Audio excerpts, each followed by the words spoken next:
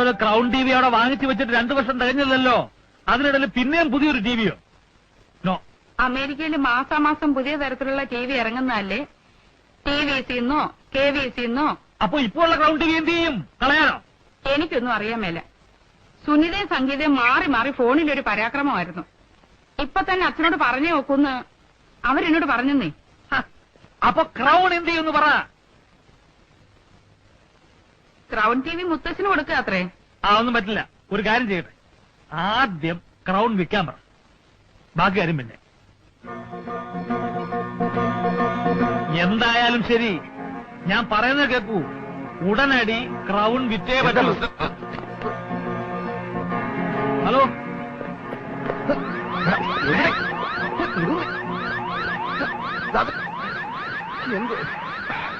എന്തോന്നാ ഇത്?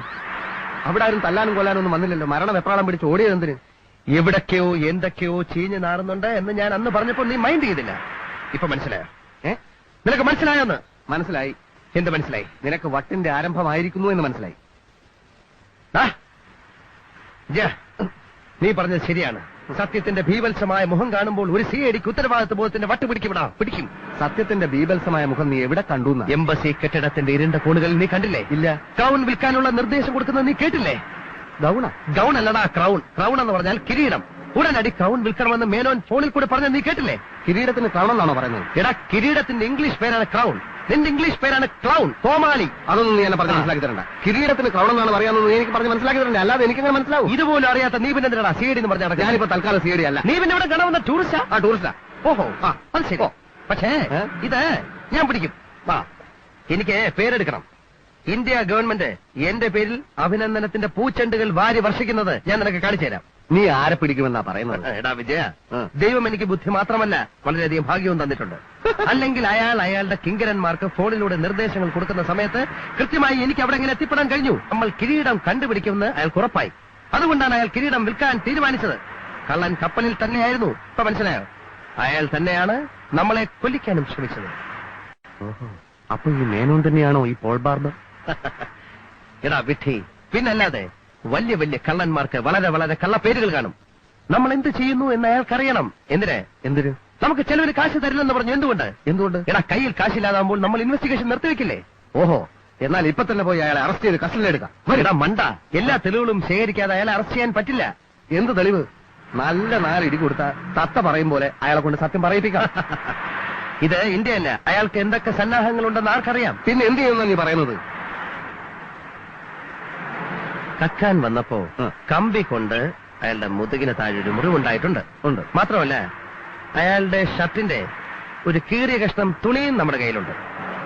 2 സുപ്രധാനമായ കാര്യങ്ങളാണ് നമുക്കറിയേണ്ടത്. ഒന്ന്, അയാളുടെ മുതുകിന് താഴെ കമ്പി കൊണ്ടൊരു മുറിവുണ്ടായിട്ടുണ്ടോ എന്നും, നമ്മുടെ കയ്യിലുള്ള കഷ്ണം തുണിയുടെ ബാക്കി ഭാഗം അയാളുടെ കയ്യിലുണ്ടോ എന്നുമാണ്.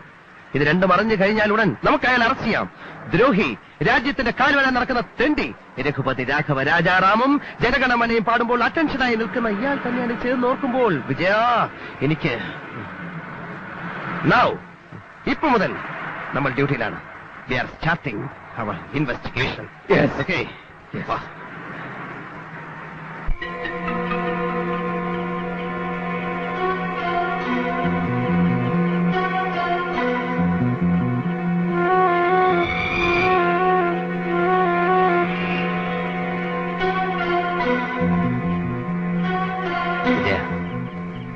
വീടിന്റെ 4 ഭാഗത്തും കണ്ടുവേണം. ഏത് ഭാഗത്തു നിന്നാണ് അറ്റാക്ക് വരിക എന്ന് എനിക്ക് പറയാൻ പറ്റില്ല. എനിക്കും പറയാൻ പറ്റില്ല. നമ്മുടെ ഈ നീക്കം അവൻ ടിവിയിൽ കൂടി കാണുന്നുണ്ടോ എന്നാണ് എന്റെ പേടി. എനിക്കുമുണ്ട് പേടി. മേനോൻ ഷർട്ട് ഇടാതാണ് നിൽക്കുന്നതെങ്കിൽ മുതുകിന് താഴെയുള്ള മുറിവ് നമുക്ക് കാണാൻ പറ്റും. എങ്കിൽ രക്ഷപ്പെട്ടു. ആ ക്യാമറ എടുത്തിരുന്നെങ്കിൽ മുതുകിന് താഴെയുള്ള മുറിവിന്റെ ഒരു ഫോട്ടോ എടുക്കാമായിരുന്നു.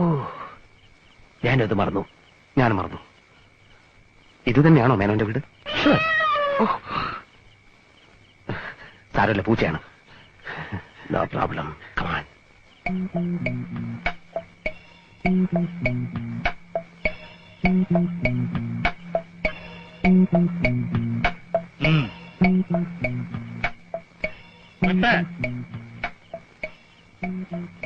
കൈവെട്ട്, 2 കൈയും വെട്ട്. വിജയ, അകത്താരുടെയോ കൈ പെട്ടു. അയ്യോ, ഇനി കഴുത്ത് കഴുത്തോട്ടെ. എന്റെ അമ്മ, മേനോ എന്റെ ശബ്ദമല്ല അത്? അതെ, ഇത്രയും ഭീകരനാണെന്ന് ഞാൻ അറിഞ്ഞില്ല. ഏതോ ശത്രുവിനെ വെട്ടിവിട്ടാണ്. Control control control. കഴുത്ത് നെഞ്ചടക്കം വെട്ടാൻ. നെഞ്ചടക്കം വെട്ടാൻ അവൻ പറയുന്നത്. കഴുത്ത് വെട്ട്, കുറച്ചുകൂടെ ഇറക്കി വെട്ട്. Who's that? Who is that? Nobody, nobody. Who is that? Stop there. ആരാ? ആരെ രണ്ടുപേരും ഓടുന്ന കണ്ടു. വല്ല കള്ളന്മാരുമായിരിക്കും. നിങ്ങളിക്ക് പോരെ, അവന്മാരുടെ കൈ വല്ല കത്തിയോ തോക്കോ ഒക്കെ കാണും. സമ്പന്നമായ രാഷ്ട്രമാണെന്നാ പറയുന്നത്. ഇന്ത്യയിലേക്കാളും കൂടുതൽ കള്ളന്മാർ ഇവിടെ.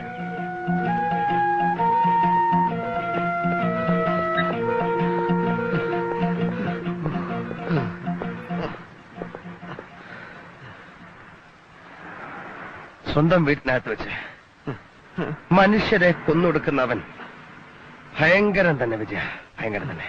അവൻ നമ്മളെ ചേസ് ചെയ്യൂ. എനിക്കതല്ല അത്ഭുതം.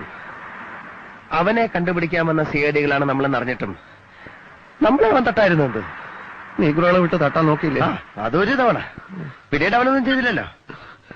നീ വിചാരിച്ചാൽ അയാളെ പിടിക്കാൻ പറ്റില്ലെന്ന് അയാൾക്ക് വ്യക്തമായി മനസ്സിലായി കാണും. പിന്നെന്തിനും തട്ടണം? ഓ, നീ വലിയ കഴിവുള്ള സിഐഡി ആണല്ലോ, എന്നിട്ട് നിന്നെ തട്ടിയില്ലല്ലോ.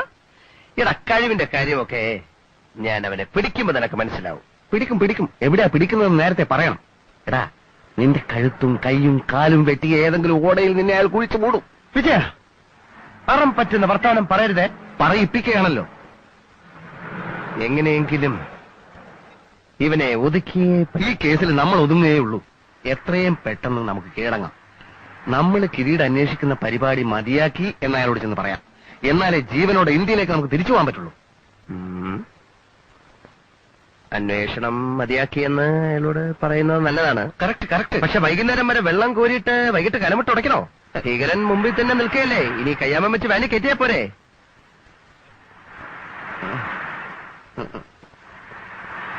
തെളിവോടെ പിടിക്കണമെങ്കിൽ ഇപ്പൊ തന്നെ നമുക്ക് അമേരിക്കൻ പോലീസിന് വിവരം അറിയിക്കണം. അവനോടെ കൊന്നോണ്ടിരിക്കാനുള്ള മനുഷ്യനെ. ആളെ കൊല്ലുന്നതല്ല നമ്മുടെ തെളിവ്. അയാൾ എത്ര പേരെ വേണമെങ്കിലും കൊന്നോട്ടെ. നമുക്ക് പ്രധാനം അയാളുടെ മുതുകിന് താഴെ ഒരു മുറിവുണ്ടോ, നമ്മുടെ കയ്യിലുള്ള കീറ തുണിയുടെ ബാക്കി ഭാഗം എവിടുണ്ട്. എടാ, മാത്രവുമല്ല, അമേരിക്കൻ പോലീസ് അയാളെ പിടിച്ചാൽ കംപ്ലീറ്റ് ക്രെഡിറ്റ് അവർക്ക് പോകില്ലേ? മനസ്സിലായോ? അത് കറക്റ്റാ.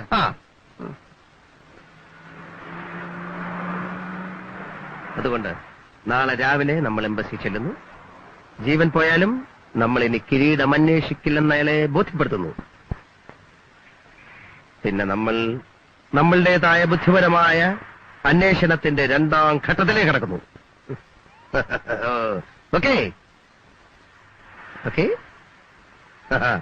ഓക്കെ.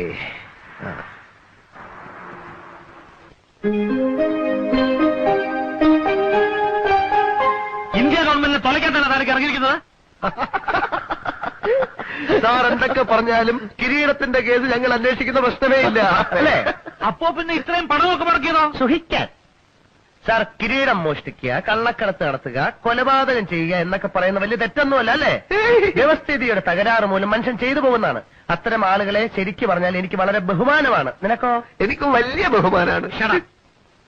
ഈ തോൽവാസത്തിന്റെ ഫലം നിങ്ങൾ അനുഭവിക്കും. ഞാനിപ്പോൾ തന്നെ സെൻട്രൽ മിനിസ്റ്ററെ ഇൻഫോം ചെയ്യും.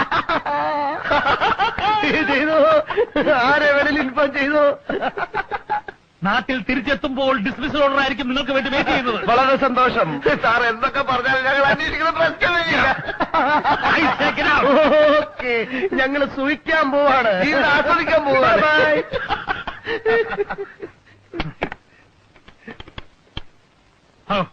Get an immediate call to Delhi.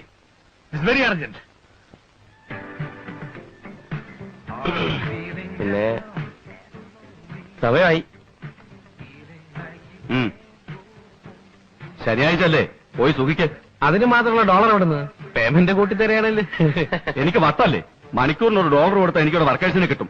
മലയാളികളാണല്ലോ എന്ന് കരുതിയപ്പോ നിന്റെയൊക്കെ ബാങ്ക് അക്കൗണ്ടിൽ ഇപ്പൊ ഒത്തിരി കാശായി കാണുമല്ലോ. ഒക്കെ എനിക്കറിയാം. സ്വന്തം റെസ്റ്റോറന്റ് തുടങ്ങാൻ സ്ഥലം നോക്കുന്ന കാര്യം എനിക്കറിയാം. സ്ഥലം കിട്ടിയില്ലെങ്കിൽ എന്റെ തലേ കയറി പഴുതോടാ.